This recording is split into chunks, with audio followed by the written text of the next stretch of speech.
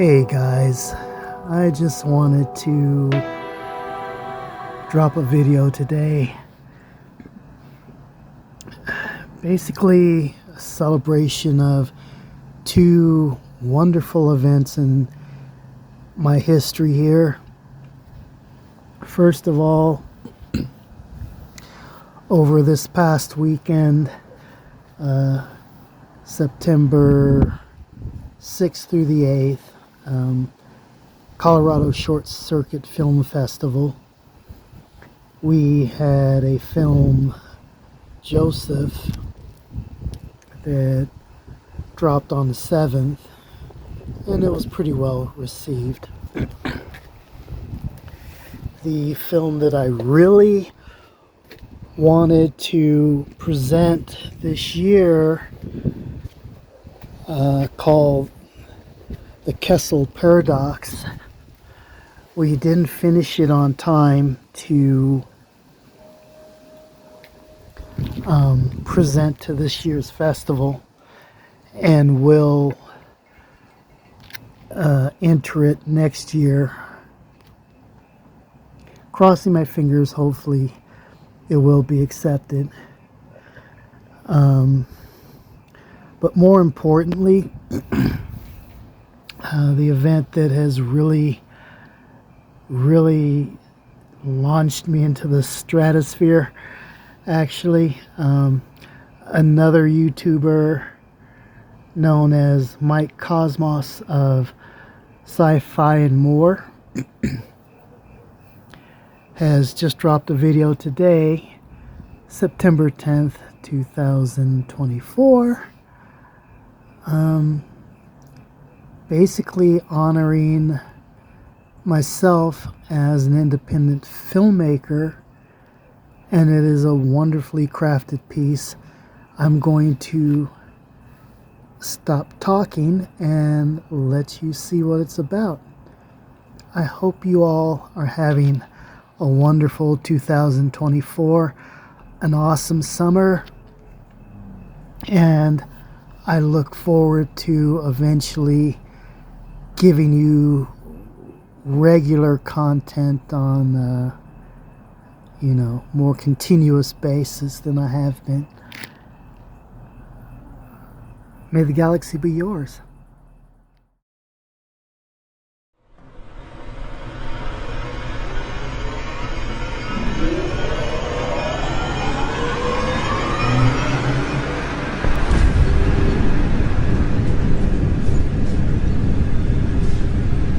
Greetings, Cosmic Core. Mike here with Sci-Fi and More, and welcome back to the channel. And if you're new here, welcome to our Sci-Fi family. Now, we usually do a deep dive on some classic or nostalgic movies that have historical innovations that have just over the years kept the science fiction genre pushing forward. But we have never delved into independent films.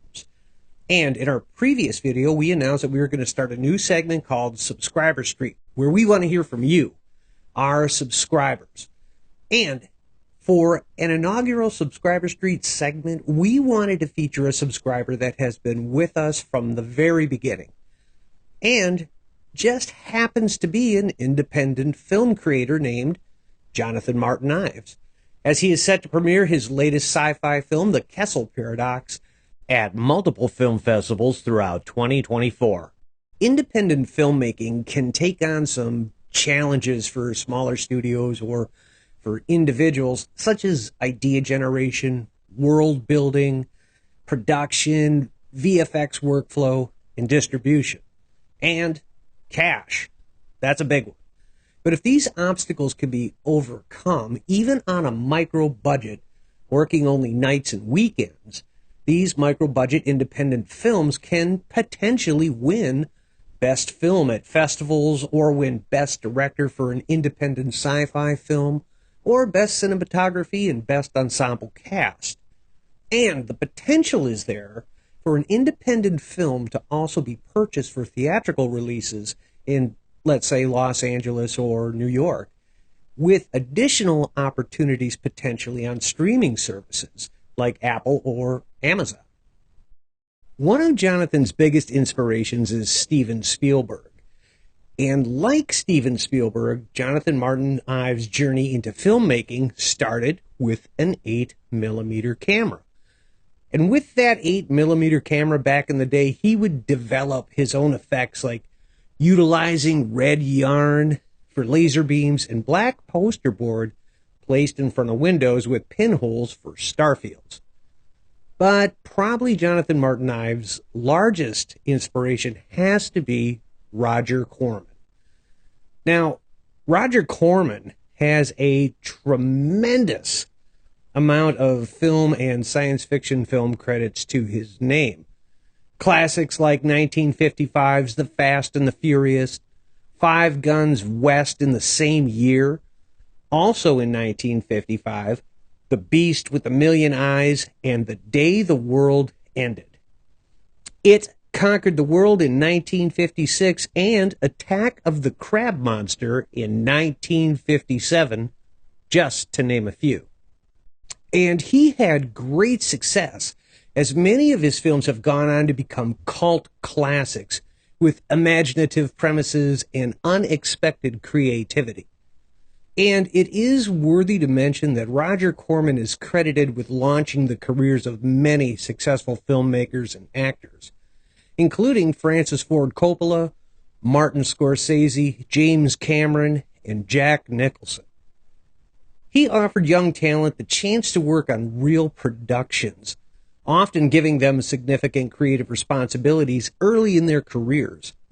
I can completely see why Roger Corman would be an inspiration to any filmmaker.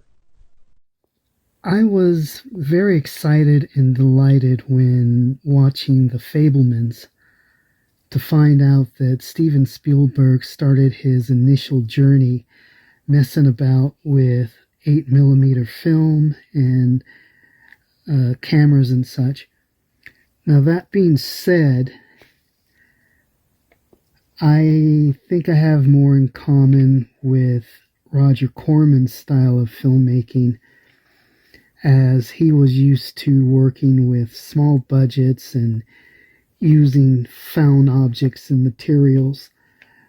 One really awesome example of this, and this is one of my favorite stories from Battle Beyond the Stars. A hired hand named James Cameron, yes, that James Cameron, used McDonald's containers to build sets, spaceship interiors, I believe it was. I myself have used everything from garden containers to lamp parts and pot lids to create characters and weapons and such. In 2021, Jonathan Martin Ives was re-inspired when working on a friend's indie film. As the story goes, the atmosphere of the set and the production just supercharged him and cemented in his mind to pursue his dream and dive into film production, with the goal of not only winning an award at a festival, but also having a project that could be picked up for theatrical release. And being reinvigorated, he had approached his director friend expressing that he had a story idea and asked if the director would help him create it after the director's project was finished. The director said, "If you write a script and get it copyrighted, I will help you." So, with his marching orders in hand, Jonathan researched and wrote a script, got it copyrighted, and presented it to his mentor, who promptly said no. Now, that sounds like it could be a crushing defeat. But one thing I've preached over the years is, while yes is the gold medal answer, no is the silver medal. Because no, just like yes, gives you clear direction. And taking that no in hand from his mentor, Jonathan continued to push forward and craft a project utilizing inspiration of the 1950s Roger Corman films, and was able to gather together a cast and crew, and in 2022, his first independent Roger Corman-esque film, The Soul of St. Ives was born. The Soul of St. Ives is a film that tells the story of Layla St. Ives, whose essence has been stolen by a soul thief and profiteer known as Canal. A rescue operation follows by the war wizard Verena Thrix. After Jonathan Martin Ives broke into the industry with The Soul of St. Ives, he has since gone on to make over a dozen short films, and in October 2023, he was honored to have another creature from his next project, Zorg, Monster from Outer Space, shown at an independent film festival with him. Although he didn't win in his category, with Zorg loyally standing by his side, he did gain the experience of something he created, garnering a wonderful audience response, which, according to Martin Ives, was a win for him. As far as independent film festivals go, typically film festivals usually happen annually for the purposes of evaluating new and outstanding motion pictures, and they're typically sponsored by national, local governments, industry, service organizations, experimental film groups, or individual promoters. The festivals provide an opportunity for filmmakers, distributors to meet and discuss current artistic developments within film. At the festivals, distributors can purchase films that they think they can market very successfully. And just a little background on film festivals themselves. The first film festival was held in Venice in 1932. And since World War II, film festivals have contributed significantly to the development of the motion picture industry in many countries. Probably the best known and most noteworthy of the hundreds of film festivals that's held each spring is the Cannes Film Festival in France. Since 1947, people interested in films have gathered in that small resort town to attend official and unofficial showings of films. The popularity of Italian films at the Cannes and Venice film festivals played an important part of the rebirth of the Italian film industry in the late 1940s and early 1950s, and the spread of post-war neo-realism. In 1951, Kurosawa Akira's Rashomon won the Golden Lion at Venice, focusing attention on Japanese films. And with the annual occurrences of the film festivals, this year, Jonathan Martin Ives' latest project, The Kessel Paradox, premiered at the Colorado Short Circuit Film Festival, which ran from September 6th through September 8th of this year. Jonathan was kind enough to share the new trailer for his film with us, and we have it here for you. We hope you enjoy this trailer.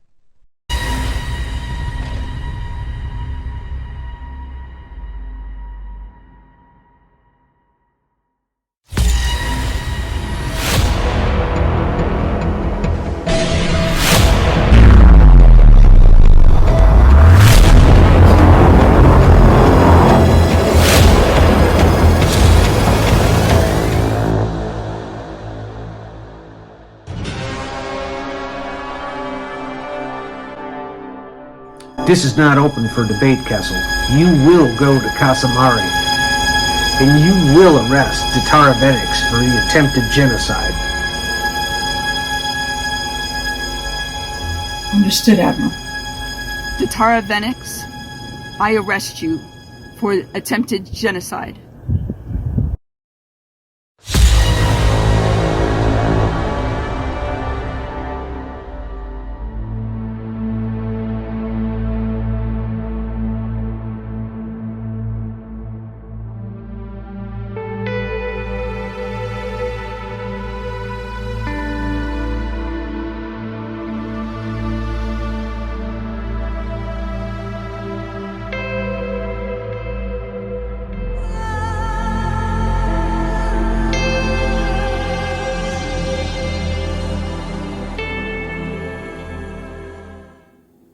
My main focus has been and always will be to entertain folks. I aspire to garner at least a cult following in my filmmaking journey. I have learned a lot since releasing my first film, Soul of St. Ives, and I have a lot of regrets. There have been a lot of challenges.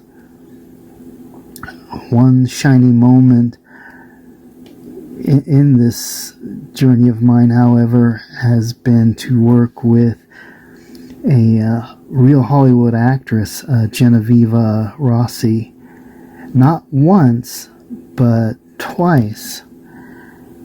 And I'm really proud of that. Recently, I was honored to have the host of this channel do a cameo in my movie, The Kessel Paradox, and he did such a great job. And Mike, I really appreciate you, and I hope you all will take a look, and I hope you enjoy it. And on a personal note, I would like to express my thanks to Jonathan. Thank you for allowing me to be part of your film and participate with a cameo appearance. It was really kind of a very, very fun thing for me to do as a sci-fi fan. It was a tremendous honor. Thank you so much. Now I want to see some merchandise out of it. Something along the lines of a 1970s, 1980s metal lunchbox. In addition to the upcoming Kessel Paradox, Jonathan has created multiple films like Zorg Returns and Kalara's Quest, in addition to his premiere film, The Soul of St. Ives. I've gone ahead and included a link in the description to Jonathan Martin Ives' body of work, and he is a great example of continuing to push forward to pursue your dreams, even after you receive a no, if the dream you have is strong enough to believe in. And there you have it, Cosmic Core. We hope you have enjoyed our inaugural edition of Subscriber Street. And if you have an idea and you would like us to feature it, please drop it in the comments section below so we can feature your idea and make sure you get credit on our channel. Thank you again, everyone, for watching, and don't forget to like and share. And if you feel we've earned it, please feel free to subscribe to the channel. It's one click for you, but it means the world to us. And if you're looking for additional sci-fi content from us, please be sure to check out our other channel, Sci-Fi and More Fun News. Until next time, Cosmic Core, have a great galactic day.